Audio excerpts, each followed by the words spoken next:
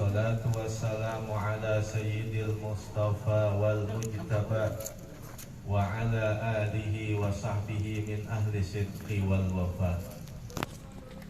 Amma ba'du, al-mukarramun, para alim ulama, para kiai, para habaib, para tokoh masyarakat yang mohon maaf tidak tersebut namanya satu persatu, namun insya Allah tidak mengurangi rasa hormat dan ta'zim kami. Kita doakan yang malam hari ini dihaulkan, mudah-mudahan Allah lapangkan dan luaskan kuburnya, Allah jadikan kuburnya raudhah min riyadil jannah. Insya Allah kelak dimasukkan ke dalam surganya Allah subhanahu wa ta'ala. Anak, cucu, menantu, keturunannya insya Allah menjadi orang-orang yang salihin dan salihat.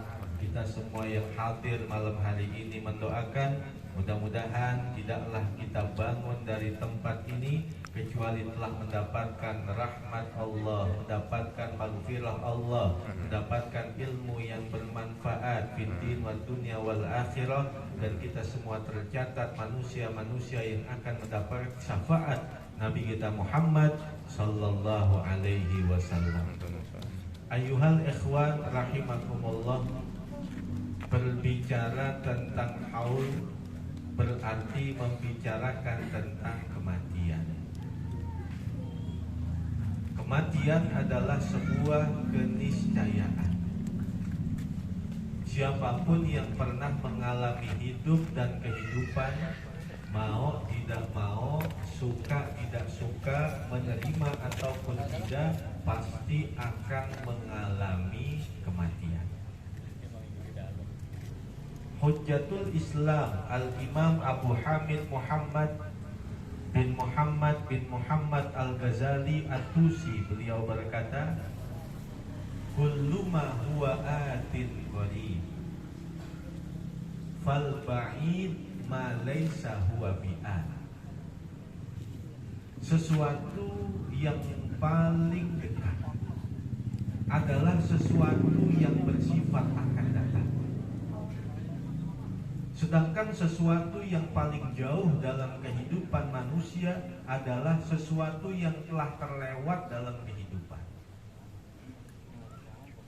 Yang paling dekat adalah sesuatu yang bersifat akan datang. 50 tahun ke depan ajal seseorang seumpama, hakikatnya adalah sangat dekat.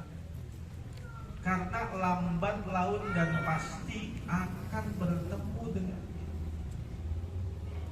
Sedangkan sesuatu yang paling jauh adalah yang telah terlewat dalam kehidupan manusia. Jangankan 1 tahun, jangankan 1 bulan, jangankan 1 minggu, 1 detik yang terlewat dalam kehidupan kita hakikatnya adalah sangat jauh.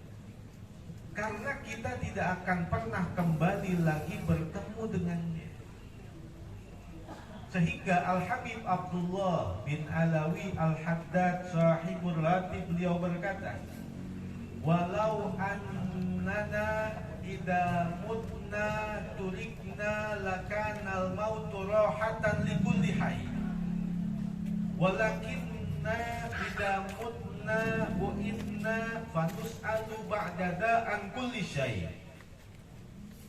Kalau seandainya setelah kematian itu manusia dibiarkan begitu aja, pasti kehidupan ini dan kematian ini menjadi kenikmatan dan kenyamanan buat siapapun yang pernah mengalami kehidupan dan kematian.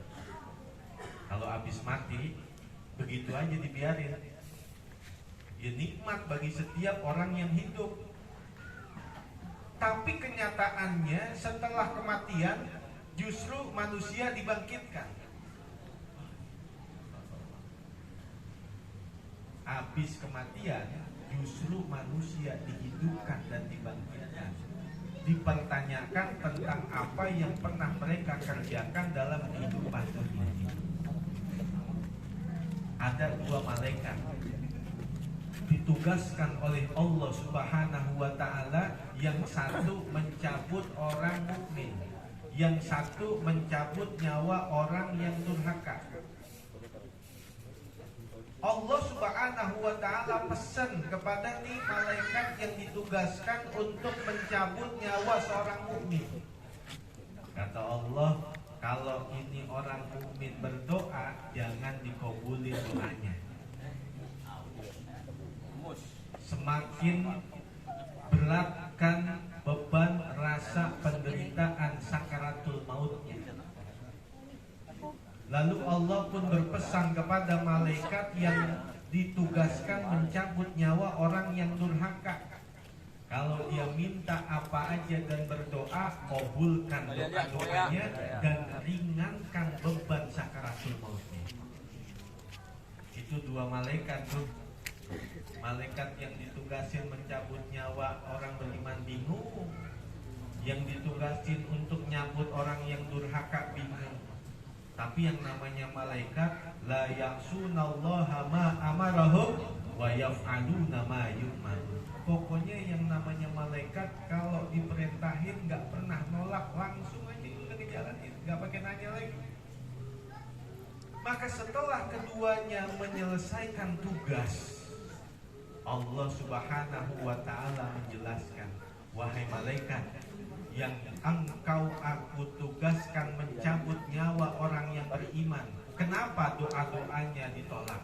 Kenapa beban penderitaan sakaratul mautnya semakin berat? Ketahuilah bahwa orang yang beriman ini seumur hidupnya dosanya sudah aku ampuni. Tinggal ada satu dosa yang belum aku ampuni. Maka rasa sakit hatinya lantaran tertolak doanya, dan juga rasa sakit penderitaan sakaratul mautnya adalah cara aku untuk mengampuni dosa-dosanya. Sehingga ini orang mukmin menghadap aku sudah tidak bawa dosa sedikit pun. Sedangkan orang yang durhaka, ketika aku katakan ringankan beban sakaratul mautnya, apa saja yang dia inginkan kabulkan. Karena sepanjang hidupnya ini orang yang durhaka banyak melakukan kebaikan, dan aku sudah balas semua kebaikannya dalam kehidupan dunia. Tinggal satu kebaikan yang belum aku berikan dalam kehidupan dunia. Maka kebaikan yang sudah dia lakukan dalam kehidupan dunia, aku ingin balas dia, aku ingin kabulkan dia, aku ingin mengampun, aku ingin memberikan siksaan kepadanya. Sehingga dengan beban rasa sakaratul mautnya yang ringan, itu adalah cara aku untuk membalas kebaikannya dalam kehidupan dunia. Ruh dia keluar sudah tidak membawa kebaikan sama sekali. Makanya ada seorang sahabat yang bernama Salman Al-Farisi. Ini sebagai hadis yang terakhir dari penyampaian Al-Fakir malam hari ini. Mudah-mudahan bisa menjadi oleh-oleh. Sayyidina Salman Al-Farisi meriwayatkan sebuah hadis Nabi kita Muhammad sallallahu alaihi wasallam. Urqubul mayyita inda mautihi thalathan. In rasyahat jabinuhu wa darafat aynahu wa tasharat min kharahu fahuwa rahmatun minallahi qad nazalat bihi. Wa in ghatta ghatital bikril makhluqi wa ahmada launuhu wa asbadat shidqahu fahuwa adabun minallahi qad nazalat bihi. Perhatikan wahai Salman, kata Nabi, 3 tanda husnul khotimah dan 3 tanda su'ul khotimah. Yang pertama, 3 tanda husnul khotimah. Siapapun orang yang menyaksikan orang yang sedang sakaratul maut, ada 3 tanda ini, salah satu darinya berarti dia orang yang wafat dalam keadaan husnul khotimah. Yang pertama, in rusyahat jabinuhu, apabila ada keringat-keringat di pelipisnya, itu tanda husnul khotimah. Kenapa keringat yang ada di pelipis menjadi tanda husnul khotimah? Karena malaikat di sekelilingnya sudah siap-siap untuk menyambutnya, mengarak-araknya untuk dibawa menghadap Allah Subhanahu wa Ta'ala, karena dia adalah roh yang keluar membawa iman, membawa Islam, wafat dalam keadaan husnul. Yang kedua, wantasyarat min kharahu, terlihat tegak berdiri hidupnya, ditandai dengan mata seperti orang yang tertidur, mimik wajah seperti orang yang melihat sesuatu yang menyenangkan dan membahagiakan. Kenapa? Karena sudah dibukakan pintu-pintu surga, pintu-pintu kenikmatan yang akan dia masuk ke dalamnya, dilihatkan oleh Allah ketika sakaratul mautnya. Yang ketiga, wa zarafat ainahu, matanya seperti orang yang tertidur, mimik wajahnya itu seperti orang yang sehabis sesuatu yang membahagiakan dan menyenangkan. Lalu setelah pelipisnya berkeringat, maka terlihat pada bagian-bagian mimik wajah tersebut seperti orang yang tersenyum. Itu 3 tanda orang yang wafat dalam keadaan husnul khotimah. Lalu 3 tanda su'ul khotimah yang kita berlindung kepada Allah supaya kita dihindarkan dari kematian su'ul khotimah. Yang pertama, idza ghatta ghatital bikril makhnuk, apabila orang yang sedang sakaratul maut itu kau mendengar di sisinya seperti suara orang yang kecekek. Setiap orang sakaratul maut pasti apabila napas sudah di tenggorokan seperti suara orang yang ngorok, begitu. Tapi dia seperti orang yang kecekek. Tanda yang pertama su'ul khotimah. Yang kedua, wadarafat ainahu wantasyarat min kharahu wa asbadat shidqahu, bibirnya mengeluarkan busa-busa seperti orang yang keracunan. Yang ketiga, wa akhmada launuhu, pucat pasi wajahnya. Itu kadang-kadang ditandai dengan mata terbelah-belah lebar, mimik wajah seperti orang yang melihat sesuatu yang menyeramkan. Dibukakan oleh Allah tempatnya di neraka, sehingga mimik wajahnya seperti orang yang melihat sesuatu yang menyeramkan. Maka jangankan 3-tiganya, satu aja ada pada orang yang sedang sakaratul maut tanda ini, maka dapat dipastikan bahwa dia adalah orang yang wafat dalam keadaan su'ul khotimah. Akan tetapi kita diajarkan, udhkuru mahasina mautakum wa kufu an masawihi. Kalau kita melihat ada orang yang meninggal dunia dengan tanda-tanda su'ul khotimah, tutupin rahasianya. Jangan langsung cerita kemana-mana. Waduh, gue udah tahu hadisnya. Ini yang model-model begini romannya mati su'ul khotimah, ini nggak boleh begitu.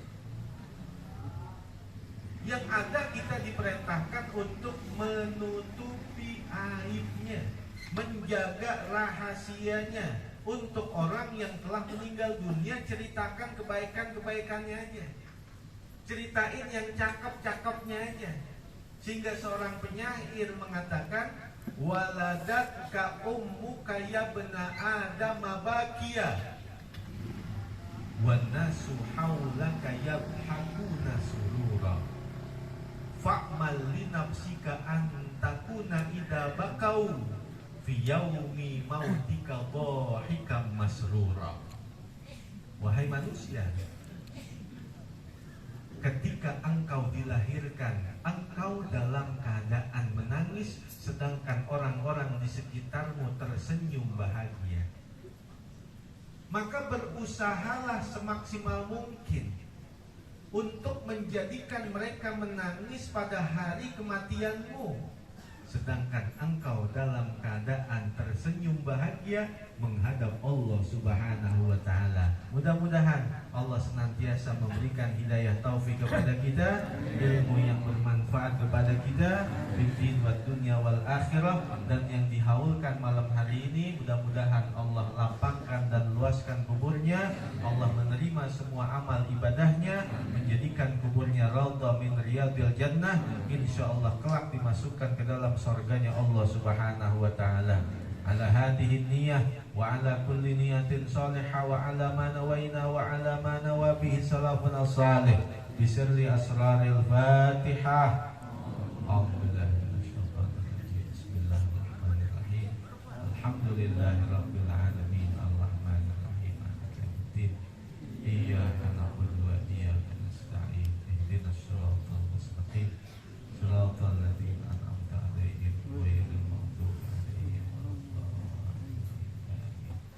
Bismillahirrahmanirrahim. Alhamdulillahirabbil alamin. Allahumma shalli wa sallim wa barik ala sayyidina Muhammad wa ala alihi kama la nihayata li kamalika adada li kamalih. Allahumma rabbana taqabbal wa atil thawaba ma qara'na minal qur'anil azim wa ma 'allalna ma sabbahna ma sallaina bi hadzal majlis adiyatan min nawasilah wa rahmatan min mawaibi fadlika nazilah wa barakatan syamilah nudiha wa naqaddimuha ila habibika sayyidina Muhammadin sallallahu alaihi wasallam tumila arwah abaihi wa ikhwanihi minal anbiya wal mursalin tumila arwahal awliya wal ulama wa syuhada was salihin tumila arwah masyayikhina wa muallimina fid din wa tumila arwah amwatil hadirin wa tumila arwah amwati sahibil bait wa usulihim wa furu'ihim ij'alillahumma thawaba dalika minna ilaihim wa ij'al nuran yas'a wa yatala'la'u baina yadayhim. Allahumma ij'alhu hijaban lahu minan nar, da'an lahu minan nar, kakan lahu minan nar. Allahumma ij'al kuburahum raudhah min riyadil jannah. Allahumma anzil fi kuburihim rahmah wad diya wad nur wal bahjah wal rawha wal raihana was surur min yaumina hada ila yaumil ba'ti wan nusyur. Innaka malikun rabbun ghafur. Allahumma ighfir lahum warhamhum wa'afihim wa'fanhum waj'alil jannata ma'wahum bi rahmatika ya arhamar rahimin. Allahumma maghfiratuka awsa'u min dunubina wa rahmatuka arja indana min a'malina. Wa sallallahu ala sayyidina Muhammadin wa ala alihi wa sahbihi wa baraka wa sallam. Walhamdulillahi rabbil alamin. Wallahu a'lam bissawab. Wallahu al-musta'an. Wa fawqa kulli dhi ilmin alim. Hadanallahu wa iyyakum ajma'in. Afwan minkum. Wassalamualaikum warahmatullahi wabarakatuh.